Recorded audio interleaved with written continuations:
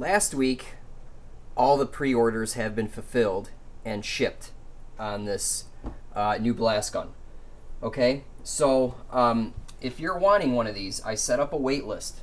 Okay, the wait list will be in the video description, and basically it just puts you on an email list. Okay, and you will get emailed when stock becomes available, and the people on the wait list will get first dibs or first crack at the next batch.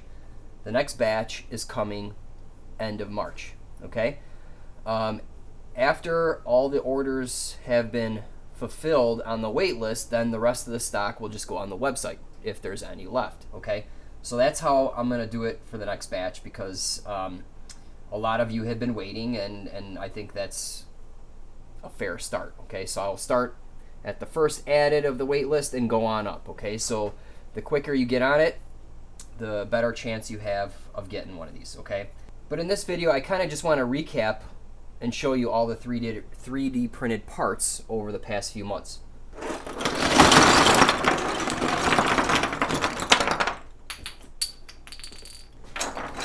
All right, let's take a look at some of this stuff. The reason I'm doing this is it's garbage day. I'm throwing all this stuff out. It has no use to me anymore now that we got the real deal thing. But let's just go over some of this stuff, some of the first iterations that you may have never seen. Let's see, where did I start? I think it was this one. So this was the first style. Actually, let me back up. This was the first guy right here, Revo 1. And it had no threads in it. Okay, I was just simply, I modeled it up and then I printed it, and I just wanted to see how it felt in the hand and whatnot. And it's very chunky and whatnot, so I, further refined it. I think I got it to this point to where it actually worked. I have some threads in here and stuff. I only had a single barb on here, and I found that multiple barbs for sealing is better, so that's nice. So that's that. This here, I was just printing some threads. Let's see, what else do I have? This was just a sample model off of the 3D printer. It just comes loaded with this file, so I printed it. Calibration cube. Let's see, what's next? And then I kind of skinnied it up. See, this is Revo 3 down to Revo 4. Just kind of got a little smaller. Alright, so we got that, and then Revo 6. Yeah, Revo 6. So this was probably the first one you guys saw, saying, hey, pre-order this now, but the problem was everything was custom on this guy, including the nozzle, and I felt that it'd be too expensive to maintain this design. Okay, so that's that. Then leading up to the design change that we are today, I think I started with this body here. See, Revo 1. And then this is probably Revo 2. I'm trying to declunkify it, right? Trying to get it smoothed out. And then we ended up with this one here. Okay, and that's what you see today. Okay, the rest of this stuff, probably duplicates. And then a lot of nozzle testing. Okay, I wanted to find out what makes a good nozzle and what makes a shitty nozzle and so forth. So lots of nozzle testing. So basically what this gun has, it has everything you need in here to make it work efficiently. Okay? So you can see that's how I got to that point. I determined what was important. Short nozzles, long nozzles, all kinds of stuff.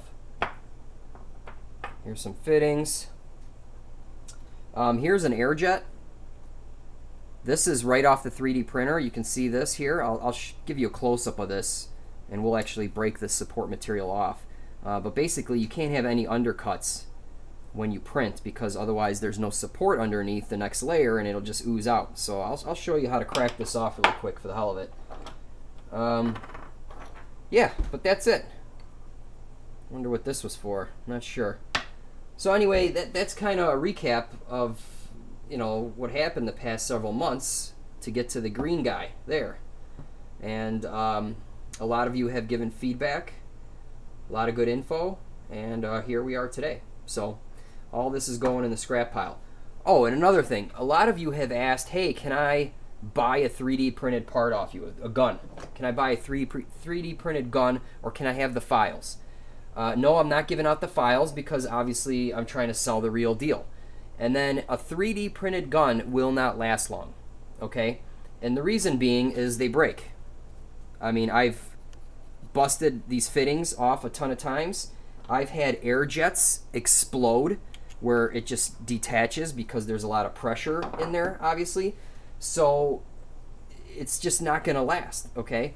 And then when you're using aluminum oxide, these wear out very quickly. I mean, within 15 minutes, it'll open up 50 thou, okay? Or whatever. I mean, I found a lot of wear on the plastic when you're using aggressive media. And then dry blasting, forget it, okay? So that's why I'm not going to sell them, and I'm not going to give out the files, all right? I mean, you need a real metal part, okay? And ceramic nozzles and whatnot, okay? This is all just playing around, figuring stuff out, and that's what 3D printed parts are good for. Yes, sometimes you can use a 3D printed part for, like, you know, something non-functional or load bearing and all that, but this is all just playing around, okay? And it got us to this real quick. And then another thing with 3D printed parts is there's a lot of post work after it's printed. Okay, for instance, support material, I have to seal some of these parts because these are porous. But anyway, check this out. This is support material, and it's made to just crack right off. So see that? I just busted it loose. You take it off, and now you're left with the part. See that? And then it also puts some support in the threads. So I have to pick all this stuff out, okay, in order for this to be a functional part. But yeah, I have exploded these. This just pops off because of the pressure. So, you know, it only works for a little bit. But yeah, that's it for this video. Make sure to get on the wait list if you are interested in buying one of these, okay? So the link is below. Doesn't cost anything. Just puts you on a list, okay? And gets you first crack at the next batch.